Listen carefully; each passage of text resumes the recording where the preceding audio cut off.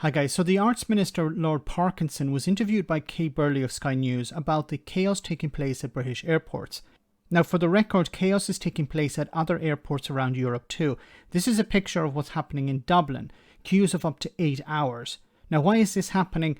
Well, during the pandemic, airports were basically closed, so they laid off thousands of staff.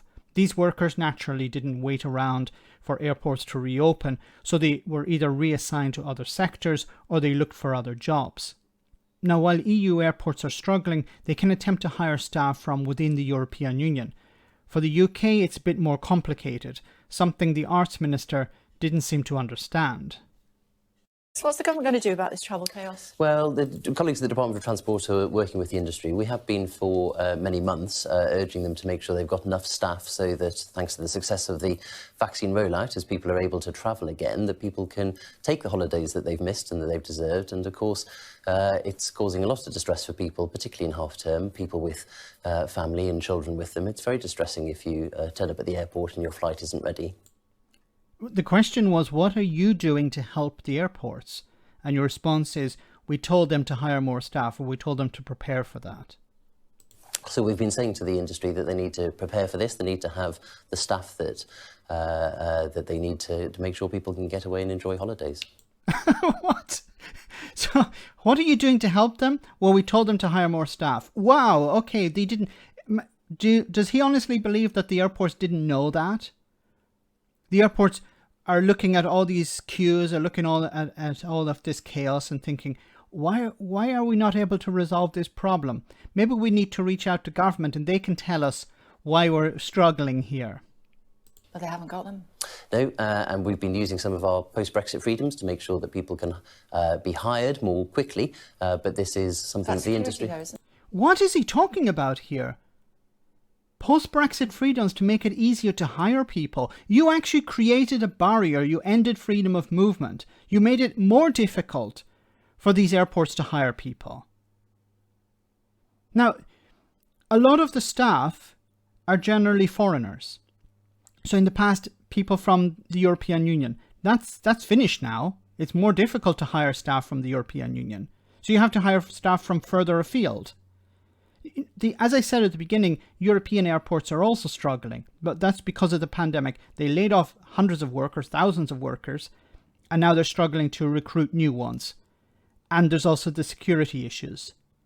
The UK airports are going through exactly the same thing, but there's an extra layer of bureaucracy or problems. The ending of freedom of movement made it more difficult, so you have to find workers from further afield. This is not some sort of benefit. It's the opposite.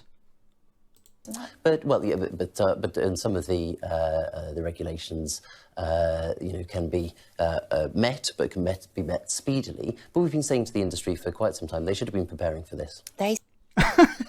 We've been saying to the industry you should have been preparing for this.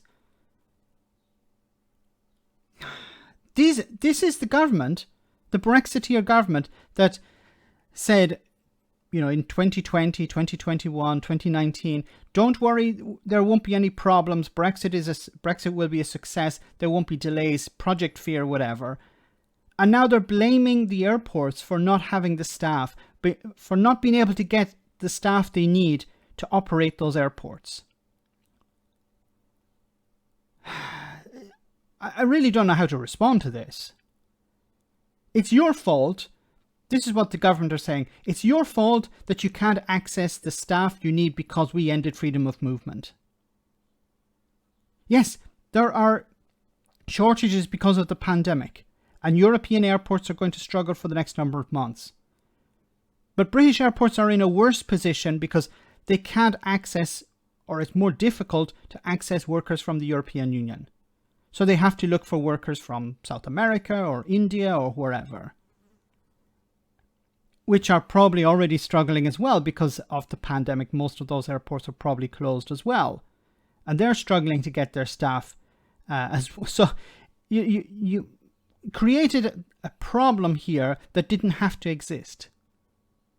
And you're blaming the industry for not preparing for Brexit. Even though you said, don't worry, everything will be okay. Don't worry, there's nothing to prepare for. It will be sunlit uplands.